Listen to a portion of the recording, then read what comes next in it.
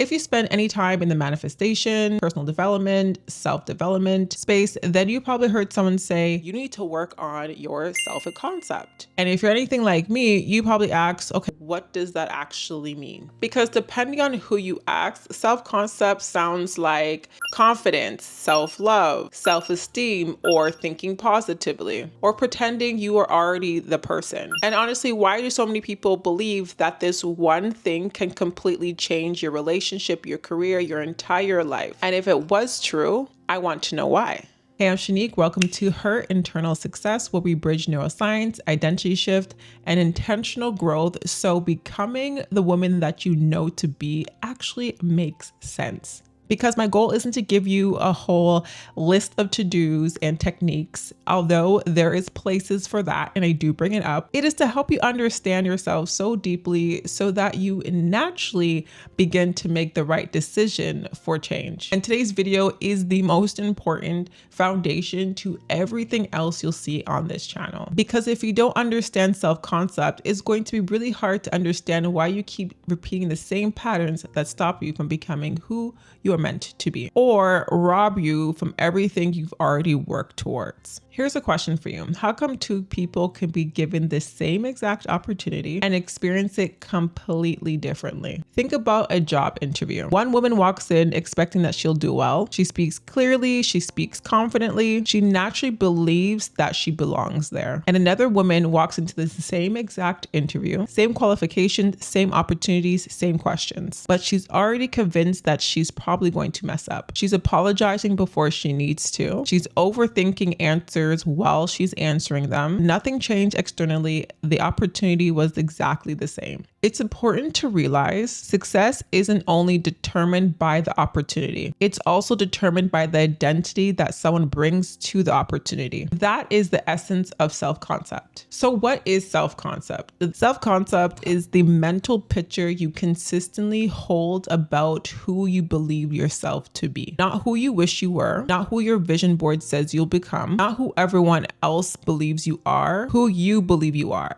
day after day, moment after moment. If you always believed I'm awkward, your brain's gonna notice evidence to support that. If you always believe that I'm always overlooked, your attention is going to naturally move towards finding evidence to that. And if you believe you're a person that never follows through, guess what your brain is going to do? It's because your brain enjoys consistency, and not because you're choosing failure, because self-concept isn't just a belief, it's a filter. We don't experience life exactly as it is. We experience life through who we believe ourselves to be. Think about it. Two people could receive the same exact compliment. One person says, thank you. And the other one immediately says, oh no, it's just the lighting. Same compliment, different identity. Two people can receive the same feedback. One person hears, this is how I can improve. The other person hears confirmation why they always get things wrong. Two women can receive the same amount of money. One feels abundant and the other one is constantly expecting to lose everything. Same income, different identity. That's why I don't believe your self-concept just simply influences your life. It filters it. You don't see life exactly as it is. You see life through who you believe yourself to be. So is self-concept selfish? Because when you start hearing people start saying, choose yourself, prioritize yourself, become your highest self, it almost feels selfish, self-centered, right? Especially if you believe that being humble is about keeping yourself unseen and not being too much. Or putting yourself first means taking away from someone else. But here's what I come to believe.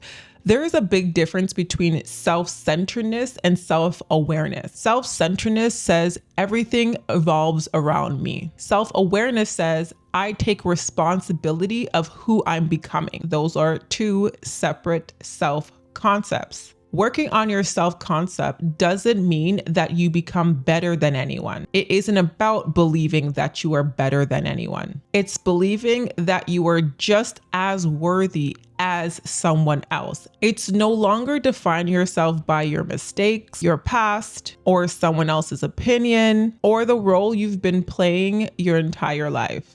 It's finally giving yourself permission to see yourself differently. And I don't think that's selfish at all. I think that's necessary. What happens when the opportunity that you've been praying for, that you've been manifesting, calling for, wanting and desiring, it finally arrives? But your identity, your self-concept doesn't believe that it belongs to you. You'll question it, you'll shrink inside it, overthink it, push it away, procrastinate, sabotage it, or unconsciously create what is familiar. And not because you obviously want to, it's because your subconscious is trying to keep what was consistent before consistent now. That's why I believe your self-concept determines what you are able to hold. Because if you can't see yourself as worthy, if you can't feel yourself as the woman that should have that relationship, that business, that level of peace, the level of abundance, the level of wealth, eventually your actions will start reflecting the identity that you do believe in. Not the one that you're hoping for,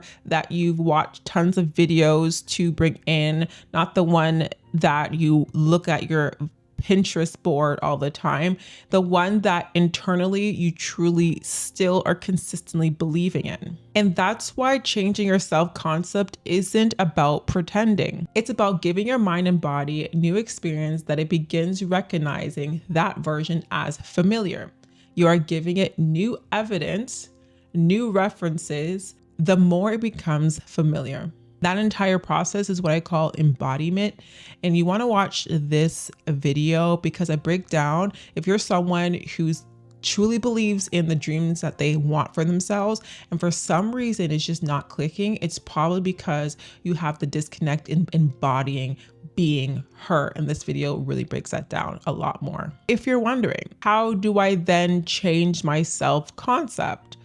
I'll start with this one question. Instead of asking, what do I need before becoming her? Or what do I need to become her? You need to ask, what does the woman I'm becoming believe about herself? How does she speak to herself when she makes mistakes? How does she feel when she's succeeding? How does she respond when she receives a compliment? How does she respond when she gets feedback? How does she make decisions? Because every time you choose to respond in the way aligned to the woman that you're becoming, you're choosing to be, you're giving your brain another piece of evidence. Those experiences feed into the proof that you are her. And eventually evidence becomes identity, and identity becomes your self-concept. And your self-concept begins changing the way you experience life, making decisions, taking actions. The same actions that you would have taken a year ago, when you start asking, truly asking, and then choosing to think and be the person you're becoming, you start to identify that 5 o'clock in the morning serves me best. So when you wake up, although your body feels uncomfortable, you know your identity chooses her. And when you wake up, you say to yourself, I'm her waking up 5 o'clock because that's who I choose to be. I am her. And the more you do that, the more evidence you give yourself of being her. Now, waking up 5 o'clock one day and waking up 5 o'clock at 30 days, I truly believe you are her on day 1 just as much as you are on day 30. Neuroknowledge uses this same example, and it's really profound because even the example, but it's true. A rapist just needs to commit the offense once to be considered a rapist. You waking up 5 o'clock in the morning is enough evidence for you to identify and choose the self-concept of I'm her. If that's the woman you want to be, you don't have to wake up 5 o'clock in the morning to be her. It's whatever you choose, what you decide to be, whatever goal resonate with you. A lot of people think that it has to be some grand transformation in order for you to understand that you are the manifestation, you are embodying. The more you continuously do it over and over again, your body starts to feel familiar to it and becomes habitual, a routine to be this person. But no one else can tell you that the day you wake up at 5 a.m. that you are not her. Nobody, only you can accept or deny a claim on the outside. You have the ultimate confirming power to say, I'm her. No one can take those words out of your mouth unless you allow them to. Before watching this video, maybe you thought self-concept was about confidence, self-love, self-esteem, or simply thinking more positively. But now you know it's much deeper than that.